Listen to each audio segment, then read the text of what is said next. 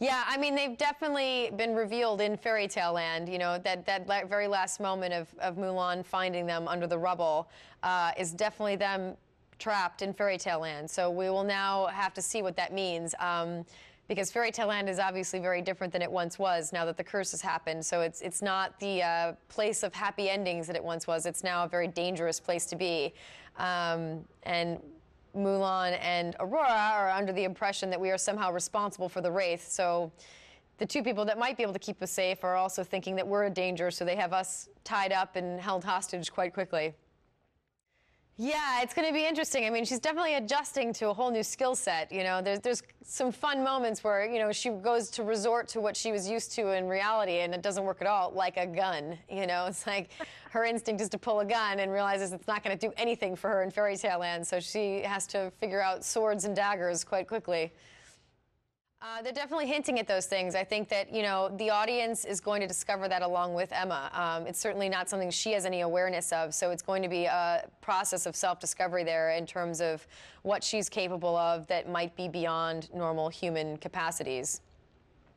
I mean, that is definitely an interesting way to look at that. You know, I mean, she definitely has had a rough life.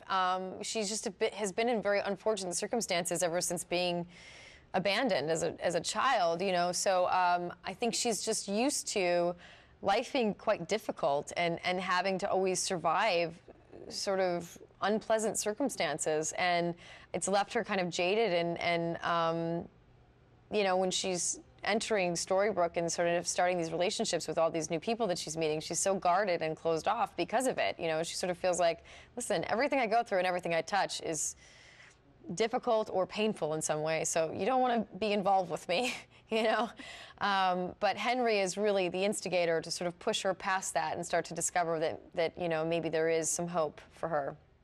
Oh, absolutely. She's immediately not wanting to be separated from him. I mean, the first season was really Emma learning to love him and learning who he is and being able to bring him back into her life. And there's no way for her to be separated from him again emotionally and in a loving way. So her immediate desire is to find a way back to be close to him again.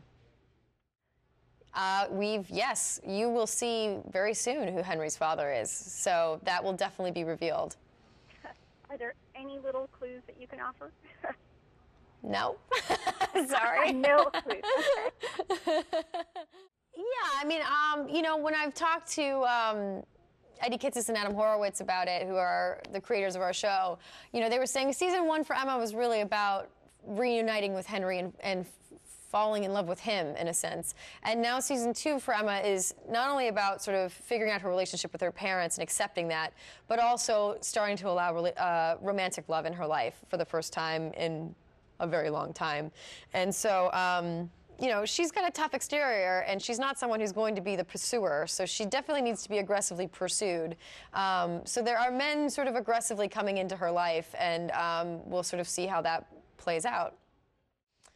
I don't think that, you know, her introduction to Fairytale Land is an immediate desire to get back to reality because she's separated from Henry. So her focus there is not like, you know, let me find some handsome prince. But I do believe that deep down, like any person, no matter how damaged you are, no matter how much you've been through or how jaded you are or closed off you are, I believe that there is that little part of us that wants to connect with someone and wants to feel like you're a part of a partnership and that that you're meaningful in someone's life. And so, you know, whether it's very far away or not in her, she definitely, there is somewhere inside her where she does hope for that, even if she won't admit it.